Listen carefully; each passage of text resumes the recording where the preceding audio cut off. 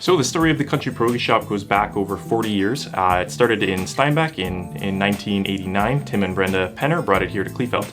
A few years later, their daughter Christy and her husband Marshall took it on, continuing the tradition. Then in 2014, my parents, Don and Dorothy, took over the shop. So it's always kind of been in the family. Hi, my name is Alaric Penner, and I'm the co-owner and manager here at the Country Perogy shop.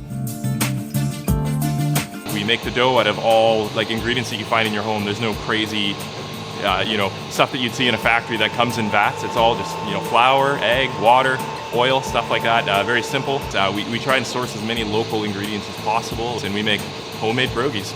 The actual process of it hasn't really changed a whole lot. Everything's been kind of the same since the beginning. It's just the quantity. We've scaled up, new customers. We've had a lot of really loyal customers. Ingredients have pretty much stayed the same. Minor tweaks here to improve on it. We used to do what we call a 5 dough day. Now we're doing 10, 11, 12 dough days. In the morning we come in, we roll. So we roll out the dough that was made the day prior. Filling would have been made the day prior generally. And then once the rolling's completed, we would come sit down here and pinch. And while we're pinching, the cooking is happening. So all of our pierogies are pre-cooked. From the cooking, they would go into the freezer. And from the freezer, the next day they would be packaged once frozen.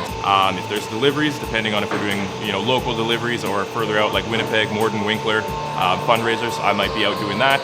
There might be some maintenance stuff that I've got to get done, and so my day changes every morning. I'm proud of the company that my parents have helped build, and I want to kind of continue growing this business as kind of their legacy. And I'd love to see in the future, many years down the road, that my children would be able to do the same.